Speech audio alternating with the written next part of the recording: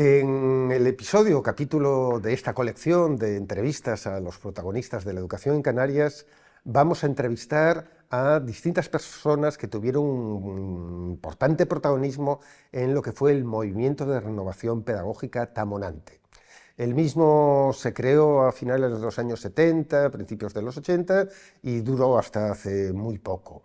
En ese colectivo se impulsaron ideas pedagógicas renovadoras y desarrollaron acciones importantes como fueron las escuelas de verano de maestros y maestras de Canarias. En concreto, en la entrevista que tienen ustedes a continuación, verán las respuestas, las opiniones de personas que impulsaron dicho movimiento, como es el caso de Charo Guimerá, Juan Llanes y Manuel Borges. Pues abordamos cuestiones relativas a cómo se fundó y creó este movimiento, a lo que representó la Escuela de Verano de Canarias en el impulso de la renovación pedagógica en las escuelas del archipiélago, y hablaremos también, evidentemente, de lo que fue un poco las causas o los motivos de desaparición del mismo.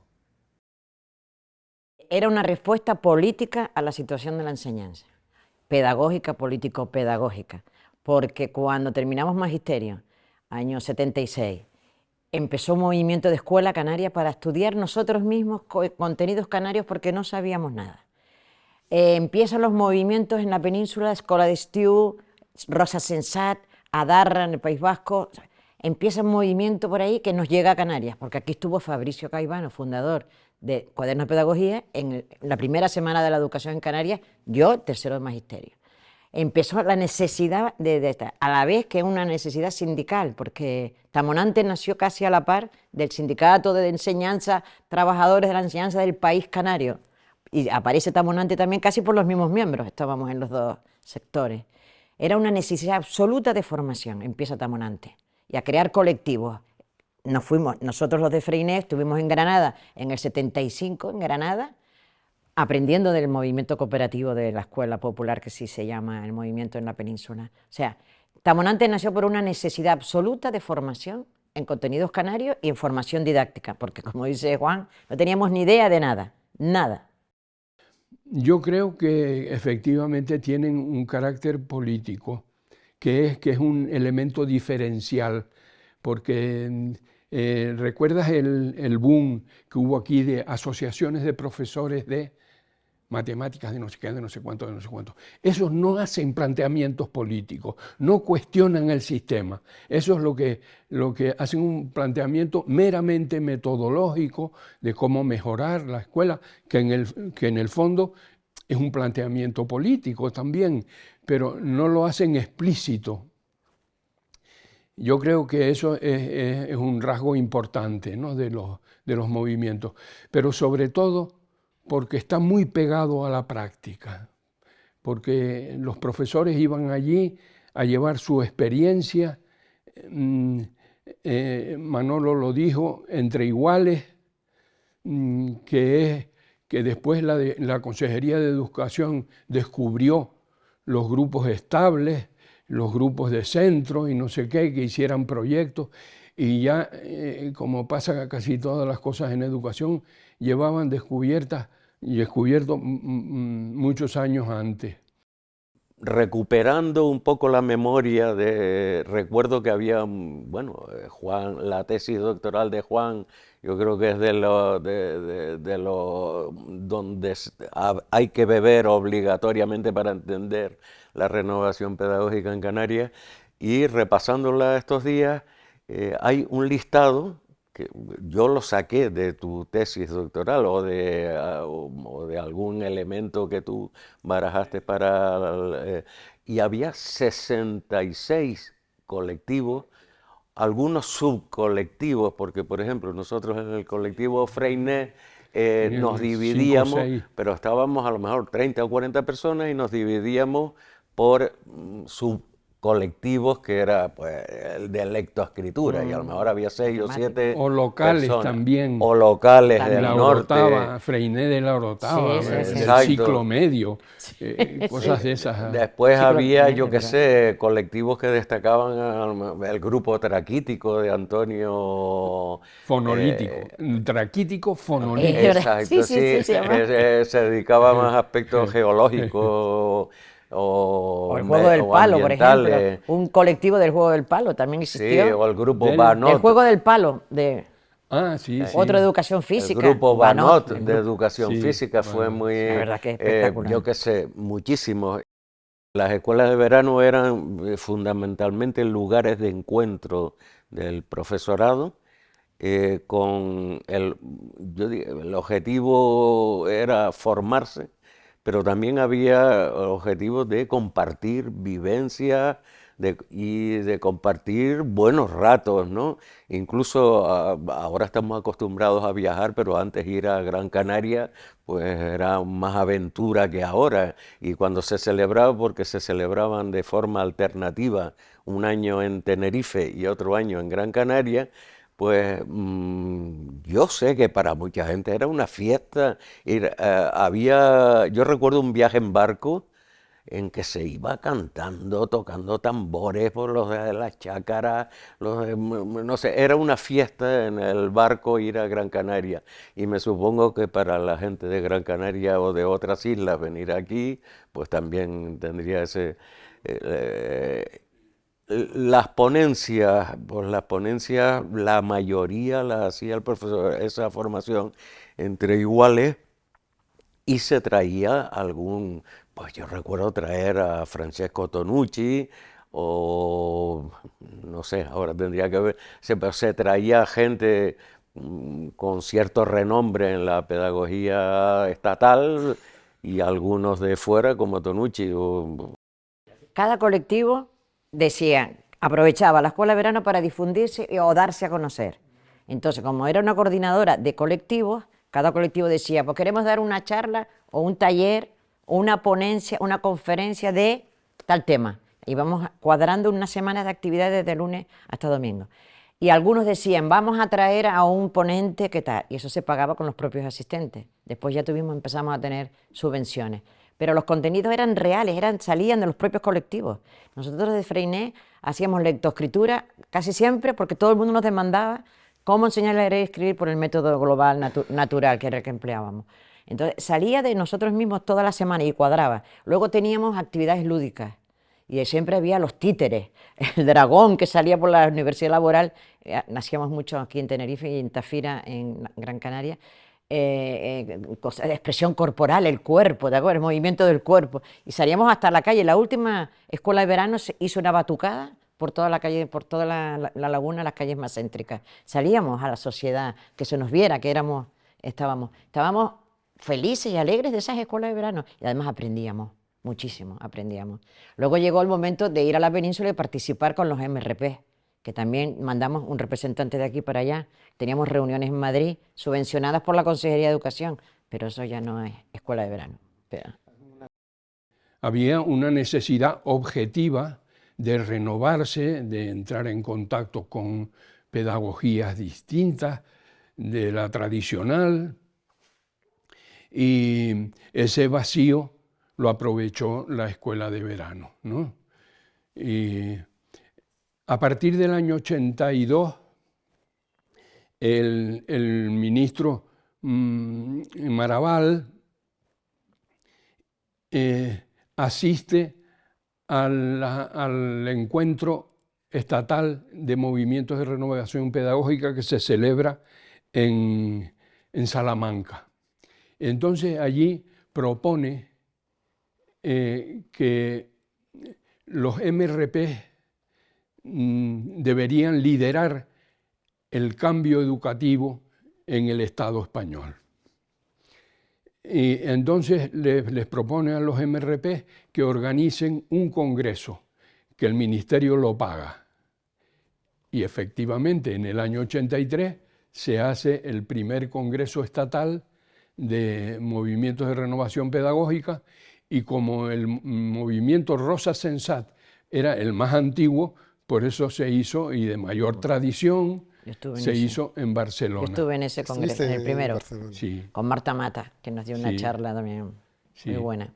Yo también estuve. Ajá, fue un grupo grande que fue un grupo grande de Tenerife, Sí, sí, ahí a ese sí, primer sí, sí. congreso. Esto, Hubo un segundo y congreso en el que yo estuve, que fue en Gandía, y creo que fue el último. en Gandía, En Gandía, y pero bueno, no fue congreso, Gandía fue un encuentro estatal. creo que fue congreso, o por lo menos así se llamaba. Yo fui uno de los Ah, que bueno, fuimos en el cupo a lo de mejor se llamaba Tamonante. congreso, sí. Sí, sí, el Tienes segundo tu congreso razón. de MRP Sí, sí. en Gandía.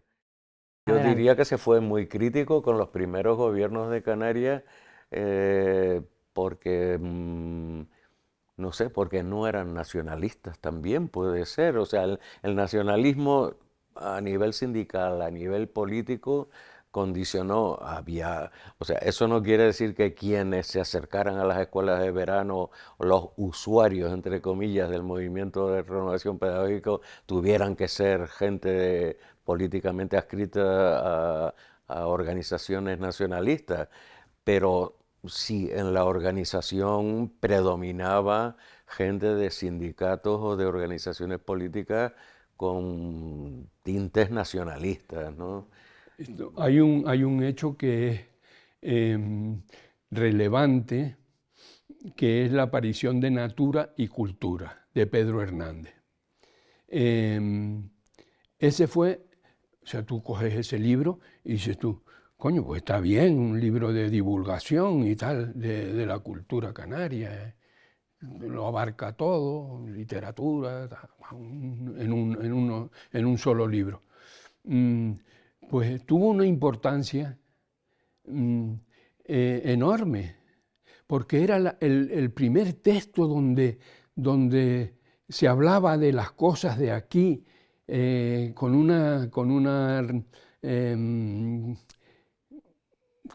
un tono muy especial, no en plan frío, me parece, bueno, creo yo recordar, a lo mejor me lo estoy inventando sí, yo, es o verdad. yo interpretaba ese libro así, ¿no? Y fuimos perseguidos. Luego tuvimos también nuestra voz en la consejería y nuestro reconocimiento de la consejería. Nos llamó por lo menos a varios colectivos de Tamonante para colaborar. ¿Quién ¿Quién les fue? llama? ¿En qué año fueron los programas renovados? Ciclo medio adaptado a Canarias. ¿Quién Esto es está? 85-86. Sí, 85-86. También pertenecimos al Consejo Escolar de Canarias y tuvimos representación, los MRP, conseguimos una ley tal. Freiné estuvo representando a los MRP por 2 legislaturas. Ahora tenemos otra chica de matemáticas representando. O sea, los MRP tienen su voz y tienen su Yo creo crítica. que también se perdió una ocasión cuando la creación de los CEPs. Sí, Yo aludí antes Paco Luján nos llamó a también. que el ministro Maraval, que venía del movimiento curricular inglés, es decir, era un tipo realmente culto, pedagógicamente. Él sabía que allí un instrumento fundamental fueron los CEP, pero los CEP como instrumentos de los profesores para formarse. Entonces, a raíz de la celebración del encuentro estatal, del Congreso, en el Congreso una de las conclusiones fue que los movimientos nos negábamos a institucionalizarnos. Yo creo que fue un error. Visto a la larga, fue un error.